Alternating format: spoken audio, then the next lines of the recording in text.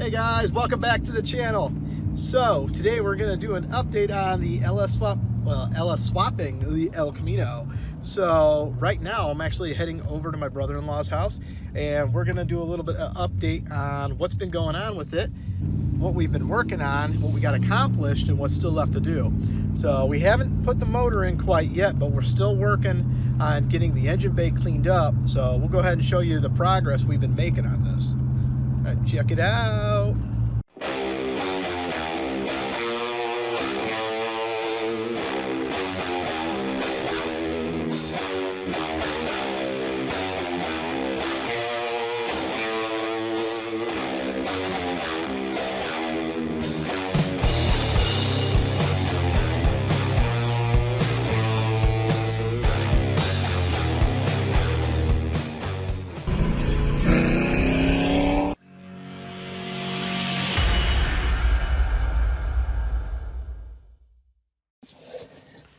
All right, so here we are. This is what we got done so far. Doesn't look like a lot, but trust me, we got a lot done. One of the things we ran into when we first pulled the motor out is it looked like the motor was actually kind of sitting sideways in the engine bay. And pretty funny is when we decided to swap out the motor mounts because they were really, really worn out, they actually welded them in. And they welded them in sideways. So this one was actually just sitting up a little bit higher than this one here. So they were all off center. So we ended up having to cut the welds off. We ground them down. You can see there. Had to grind off the welds and we mounted them the correct way. So now the new motor should actually go in and actually kind of sit somewhat straight.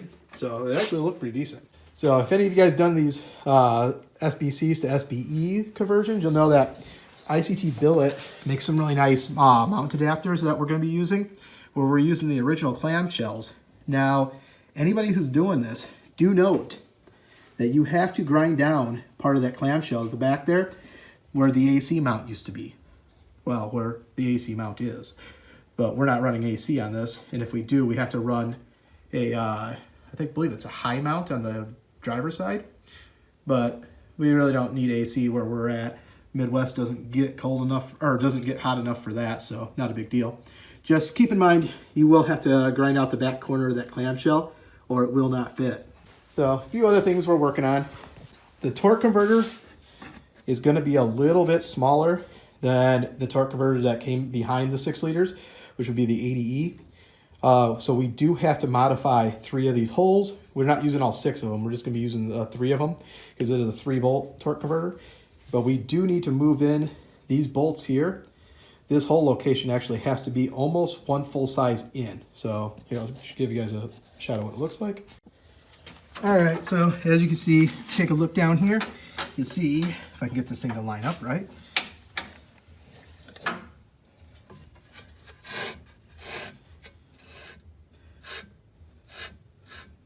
So right there, you'll see how far off we are with that bolt hole.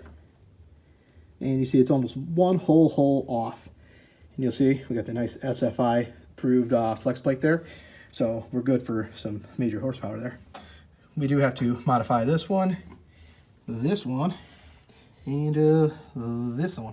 So like I said, we're only going to be using 3 out of the 6 on here, and then it'll be just fine. Other than that, that adapter and that comes with the stock LQ4s fits perfect. So don't have to mess with that at all. That one actually fits perfect on there. So that's where we're at with the flex plate. All right. So there was one little issue we did run into, and that's where the dipstick mounts to the back of the trans, and it uses this hole here. However, on the SBC 350s, 305s, this hole actually is a mount for the motor, but on the SBEs, the LSs, that hole is actually not.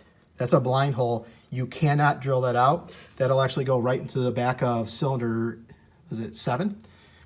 Nope, cylinder 8. It'll go in the back of cylinder 8. So what we ended up doing was threading that hole. So now we can just put a bolt in there that's flush with the back of that. So that'll take care of that. Other than that, wiring. This rat's nest of wiring, we need to get cleaned up. We need to figure out, and I do have a wiring schematic for this car, but what wire does what for everything, because we only need 2 wires coming from the chassis that actually will start and run the motor. So that is key on and start. Everything else is garbage because the way we have that wired up on the motor, everything's actually self-contained on there, and it just needs those inputs to start and turn on the motor. So once we get all this unnecessary rat's nest of wiring out of here, we're gonna just loom what's left, make it look nice and pretty, and then it's gonna be good to go and nothing else. So we're actually coming down to the wire here. We should be ready in another week or so to actually drop the motor in. Just need to work on the flex plate, get that taken care of. Once that's done, we are actually ready to set it in here. So maybe next week, maybe we'll do another video, try to get that in there. I am gonna go ahead and show you guys how I'm gonna slot these out a little bit. Not very much. You have plenty of room on the padding here, and you see a lot of people will actually do it. You just mill out a little bit of material here, like I said, about the same thickness of that hole, just a little bit farther down, not very much, and just keep it straight is all. Remember, keep it straight. So other than that, I'll show you guys a little treat we picked up for this one. So Pete actually found this for a pretty good deal because it was, what was it, refurbished, rebuilt? Yeah, something was wrong with it and fixed it. Yeah, so we went for a digital dash. So we don't have to worry about running a bunch of pod clusters in there, and we're gonna be setting this one up. This one comes with all the sensors and all the wiring needed to monitor speed, oil pressure, coolant temp, and RPM. So it actually comes with a sensor, find it, it's right here, that actually replaces the cable-driven speedo sensor on the back of the trans for the Turbo 350s and Turbo 400s and a few other ones. So we actually mount that on there, and it gives us, I believe, a 2 or a 3 wire, looks like a 3 wire connection that runs up to that digital dash. So we'll be putting that on there as well. And it comes with coolant temp sensor in there, oil pressure sensor, and then it will read standard GM tach reading. So this is actually built and designed to do an LS swap in an El Camino. So this will actually make it look a lot cleaner and nicer than, like, say, putting pod clusters in there and everything. So I'm actually excited to see this one go in. So we'll make sure we'll get some video on that too. All right, so back at my place. So we're actually gonna be slotting out the 3 holes on the flex plate. We don't need all 6 like I was talking about earlier, but we do need to move these holes down slightly. So a lot of people actually do this, so this is not something I'm just doing to be cheap. It's also what I'm doing to be cheap, but a lot of people actually do this. Now those people actually probably use proper equipment, like, you know, like an actual mill, but we're gonna use what we got. So we've got a Dremel with a carbide bit and a little bit of time. So as you can see, we've already done it here. It walked a little bit, but that little guy, we're not gonna worry about that little guy. All we're trying to do is bring the hole down and in. And one of the most important things is that you take equal amounts off of each hole. That keeps the flex plate balanced. And if you start taking too much off one hole and not enough off another, you're gonna end up with an unbalanced flex plate. And that's not gonna be a good time for anybody. We need to make sure this thing stays mostly, almost perfectly balanced. We're not gonna be running a lot of horsepower through this build. If we do, we'll upgrade flex plate accordingly. But we still wanna make sure that it stays relatively balanced. So what we're just gonna do is same thing on this one. We're gonna do it on here and here, and those would be our 3. If we screw up, guess what? We have 3 more. So hey, get 2 chances at this. 2 chances. So what we're gonna do is go ahead and notch this one out and notch this one out, and we'll have 3 fully notched out holes. And we'll use that to be able to mount it to a stock Turbo 350 torque converter. So check it out.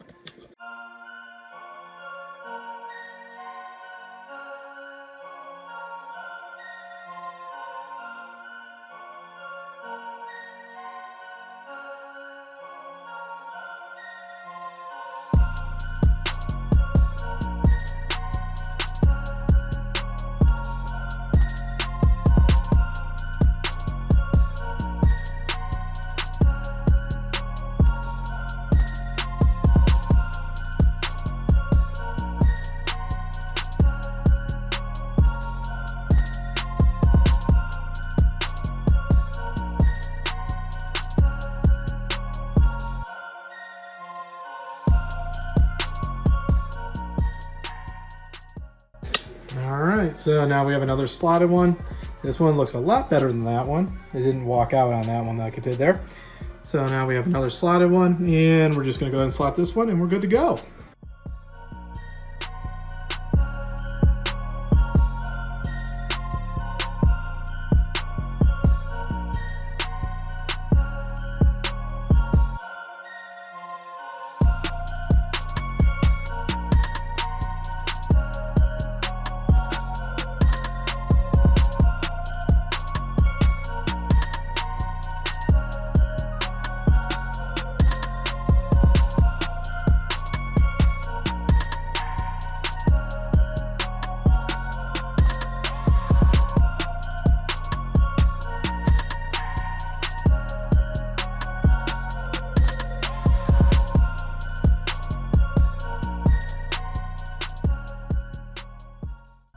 All right, we have 3 slotted holes and we are ready to go.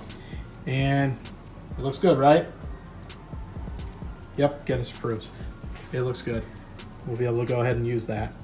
So that's about what we're gonna get done for today.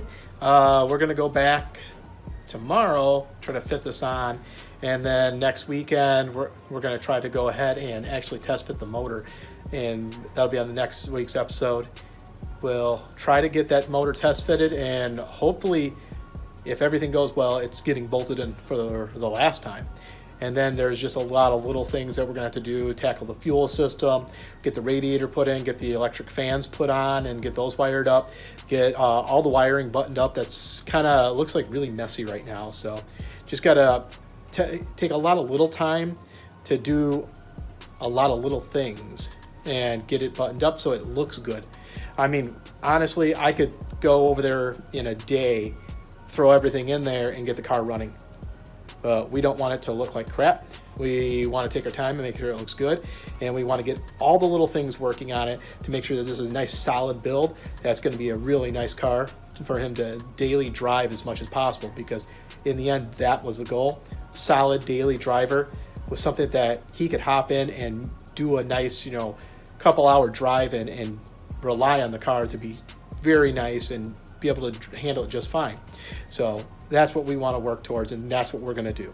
So join us on the next episode. We will hopefully be putting this motor in the El Camino and see what it looks like in there. So till then, don't forget, like, comment, subscribe. Thanks for watching.